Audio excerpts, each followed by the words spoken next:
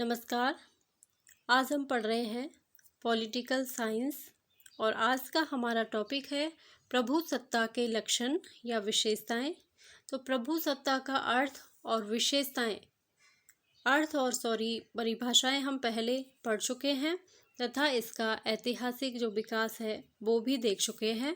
तो आज हम पढ़ रहे हैं प्रभु सत्ता के लक्षण क्या हैं। प्रभु सत्ता के निम्नलिखित लक्षण हैं। प्रभु सत्ता में क्या होना चाहिए? पूर्णता होनी चाहिए, सार्वभौमिकता, अद्वितीयता, स्थायित्व, अविभाज्यता, अनन्यता, ये सभी लक्षण प्रभु सत्ता के अंतर्गत होनी चाहिए। अब इनको विस्तार से देखते हैं। पहला है पूर्णता। प्रभु सत्ता एक पूर्ण और असीम शक्ति है। यह अन्य किसी शक्ति पर आश्रित नहीं है। राज्य के भीतर सभी व्यक्ति और उनके समूह प्रभु सत्ताधारी के अधीन होते हैं। राज्य के बाहर भी प्रभु सत्ताधारी को अपने राज्य के संदर्भ में सर्वोच्च माना जाता है।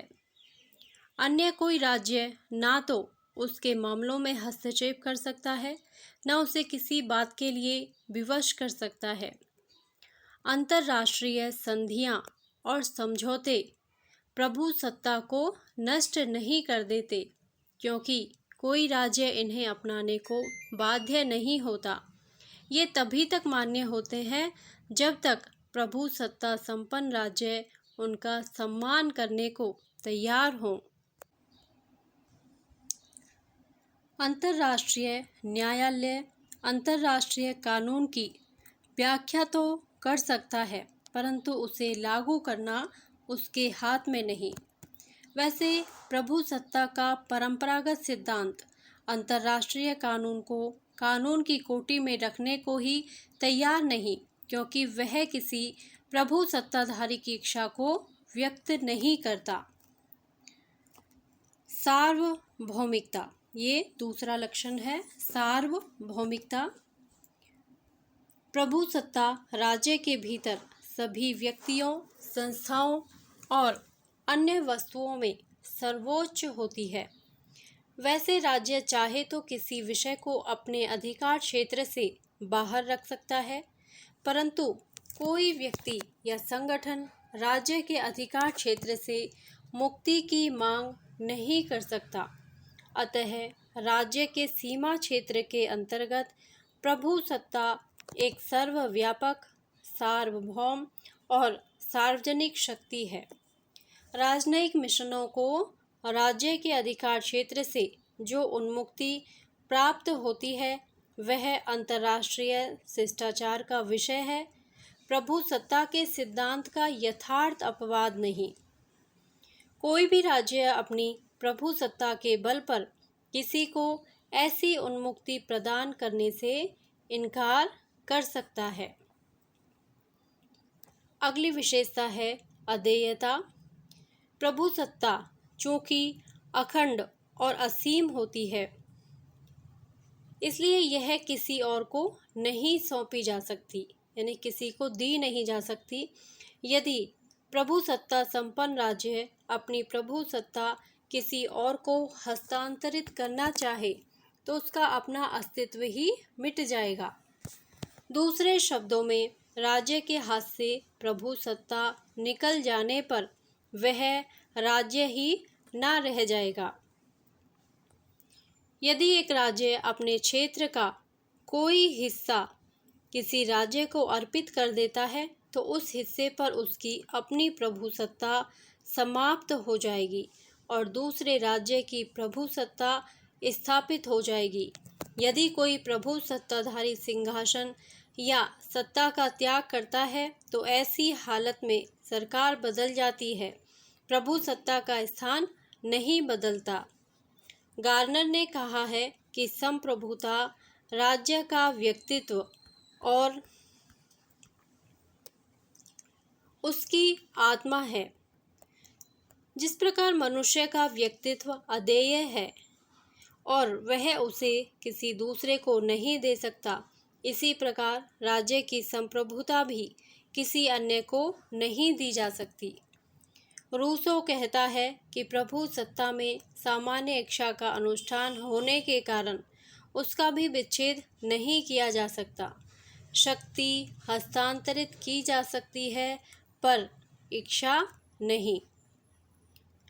लीवर ने कहा है, जिस प्रकार आत्महत्या के बिना मनुष्य अपने जीवन को या वृक्ष अपने फलने फूलने के गुण को पृथक नहीं कर सकता है, उसी प्रकार प्रभु सत्ता को भी राज्य से पृथक नहीं किया जा सकता है। अगली विशेषता है स्थायित्व। जैसे राज्य स्थायी होता है, वैसे ही प्रभु सत्ता भी स्थायी होती है। जब तक राज्य का अस्तित्व रहता है, तब तक प्रभु सत्ता भी रहती है। दोनों को पृथक पृथक नहीं किया जा सकता। सम्राट या राष्ट्रपति की मृत्यु या पद त्याग से प्रभु सत्ता का अंत नहीं होता, बल्कि वह तत्काल दूसरे सम्राट या राष्ट्रपति में निहित हो जाती है। सरकार बदल जाने पर जैसे राज्य का अस्तित्व बना रहता है, वैसे ही प्रभु सत्ता का अस्तित्व भी बना रहता है। डॉक्टर गार्नर ने इन्हीं भावों को इस तरह प्रकट किया है।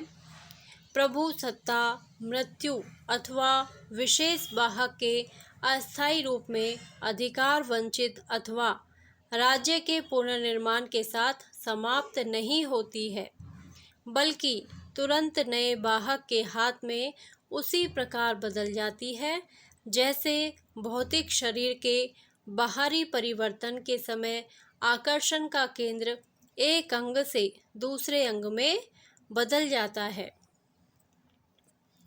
अगली विशेषता है अविभाज्यता।